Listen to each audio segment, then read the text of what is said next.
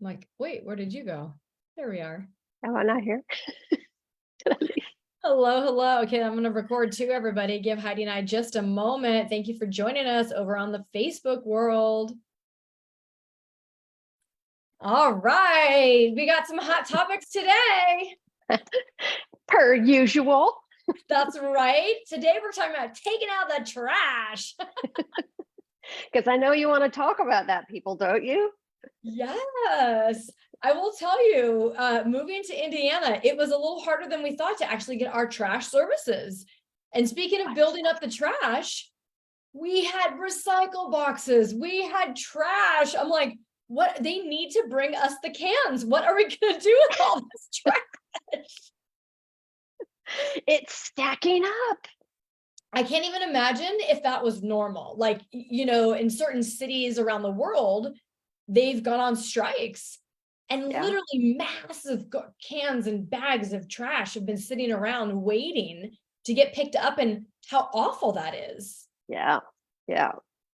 So we had a strike here, I think probably a year ago. It was short-lived, thank goodness, but we had a little bit of a strike where it was like, we really need to pack down the garbage, but to look on the good side or the bright side of things, we really had to think about the amount of waste we had, how we were wasting it, where we were putting it, how we were packing it. It's sort of, it's those rough times that you pull out my resiliency cape and think about this a little bit differently. And it's not always bad. It's always sometimes a good thing. It's sometimes a good thing, right? The struggle, there's always a little learning in the struggle. And very good. Yeah. Very good. Well, hey, you guys, before we jump right in, we'll do a quick introductions to everybody. First of all, we always thank you for joining us. Please let us know that you're here, you're watching, where you coming in from. We want to know. We appreciate each and every one of you guys so much. So thank you for always being with us on Get Well Wednesday. So Dr. Heidi, take it away. Yep. So those of you who don't know me, I'm Dr. Heidi. I'm an ND and certified in functional medicine. I've been in practice over 22 years. I come into health and wellness from an athletic background, always looking for the best diet, the best workout, the best recovery, the best to achieve the highest goal that I could. And I think I did it. I rode it with the world champion in France, bicycle racing. And when it was time to retire, the things that I learned in France with different modalities, alternative health, things like that, I thought I want to bring this to others so that they can experience this kind of health and wellness and just a broad spectrum of choices for our health and wellness, and partnered up with Kelly. And that's what we do, is support women's aging, longevity, and overall people's health and wellness. Heidi, absolutely. And you guys, doesn't just like listening to her, it's like, oh, wow. Okay. Tell me more. Like I'm already engaged. Me too. I want to know. But you guys, for those of you that don't know me or not familiar, I'm Kelly Lepsha. I'm a high performance health coach. I've been in the industry of health and wellness for over 30 years. And, I went from being a physical therapist, helping people after they were sick, to now helping people through their journey to stay well and not get sick, right? Because it's no longer just we're aging and so be it. It's no, what are we doing in our lives to truly take control? And what Heidi and I love is there's small things that you can do that are easier than you think. Some of the things cost no money at all. And it really will be a big needle mover forward. Tongue twister there. If you start doing a few of these things and just stacking some of these habits. So we are just passionate about it. We have some programs that we run together.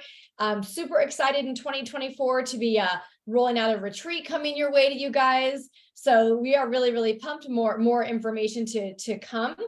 But today, Heidi, we're really talking about one of those simple things that's really for wellness that people either overlook or don't even know they should be doing, and hence taking out the trash. Because I don't think any of you guys would let your trash build up in your house for a few weeks, a few months. Wouldn't that be horrific?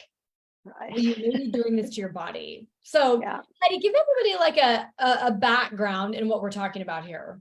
Yeah, so when we talk about taking out the trash, we're talking about what is our body's natural systems in place that take out the debris, the dead cells, the toxins, the things that our body is trying to clear out, saying this shouldn't be circulating in our system. Let's throw it in the trash and get rid of it. And there's several ways our body naturally does that. And that's through sweat, urine, and poop. But the one that Kelly and I want to focus on today is your lymphatic system. So the lymphatic system is that sort of garbage system that takes out the subtle, the little, the tiny debris, but it is so important that those are draining properly from day to day, because the image that you want to think about, if those are not draining, the backup is costly. That's when we get real disease. That's when we get cancers, things like that, things that really impact our lives and our health is when these lymphatic things don't drain well. And I think really, Heidi, people think about it if all of a sudden their arm is swollen for extra reasons. And oftentimes it's after maybe a woman has had a mastectomy or some of their lymph nodes removed and it's not working well and they end up with this extra swelling. Then all of a sudden there's treatment for that per se, and they go to help people reduce all that, which I did in rehab as well. But people discount it or negate it because a doctor, a trainer told them, go work out. They didn't say, go circulate your lymphatic system. Right. And don't think of it as, oh, cut out something else I have to do, right? Because the system is in place. It's already set, which is a wonderful thing. It's our movements. It's our flexibility, our movements. And so working out does help activate it. Moving helps activate it. But far too often we sit for long periods of time, and like the lymphatic drainage in our groin area, that they get squished and contracted. So there's not a lot of drainage. Only when we're up and our arms are out that things really drain. How often do we walk around like that?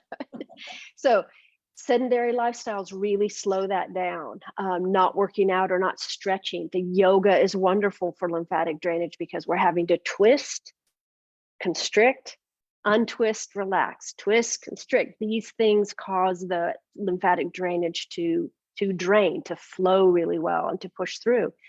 But then there's other things you can do that takes about 2 minutes. I do it while I'm waiting for my coffee to brew every morning.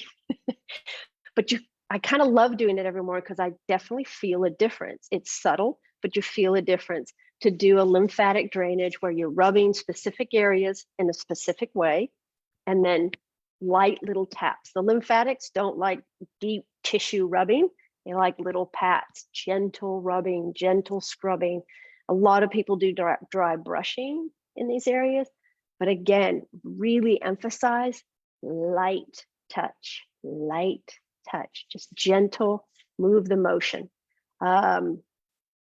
Let's talk about like where they are in the body, because most people think about their lymphatic system and they think like, oh, the axilla, maybe the groin, maybe some people understand they're in our neck.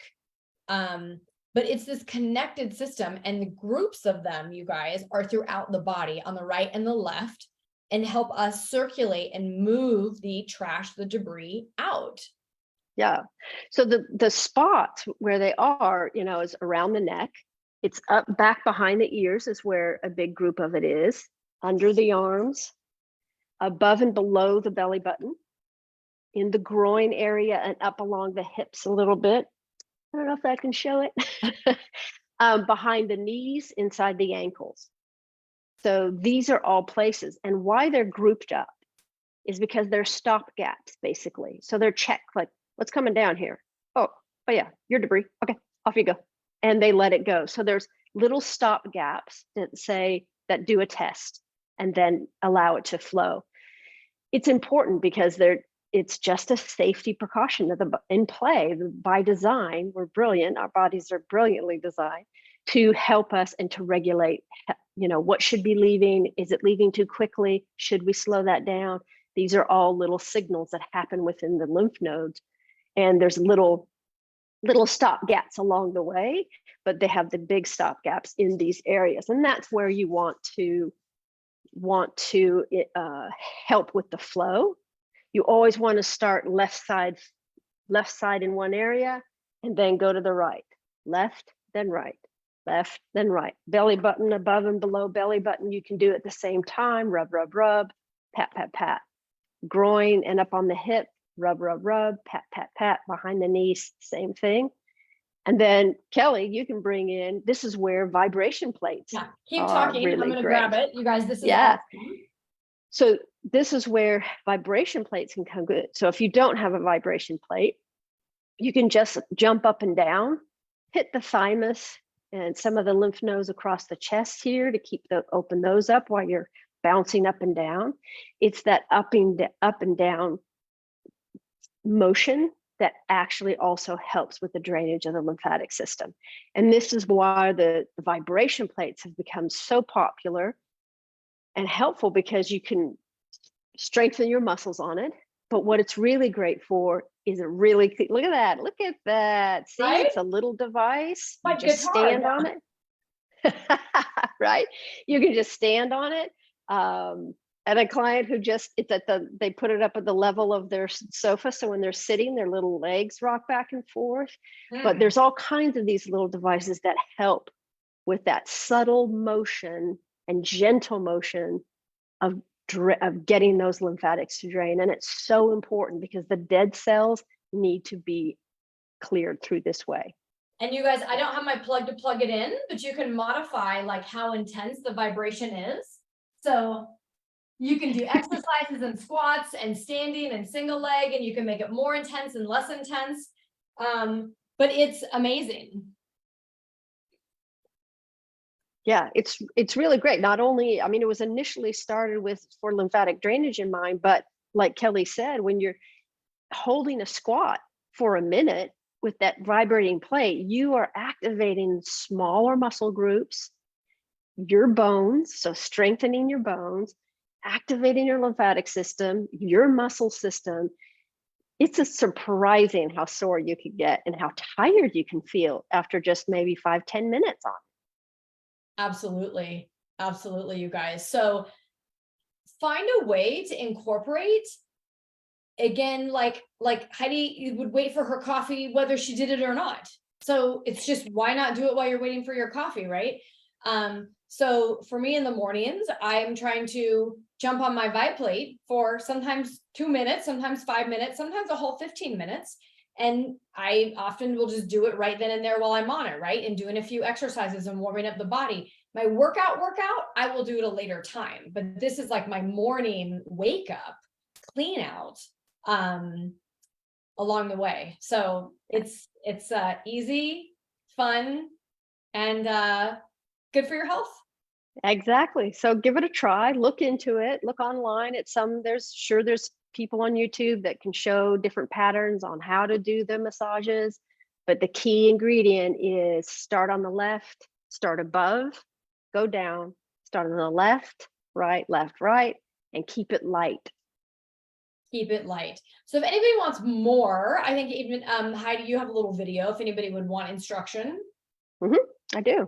So just drop down video below. We'll send you out Heidi's little lymphatic drainage video. It's awesome and literally 2 minutes, everybody. So it's not like we're like, say 2 minutes and it's really 20. No, it's really 2 minutes. Yeah. Nobody's got time for that. Yeah, who's got time for that? Grr.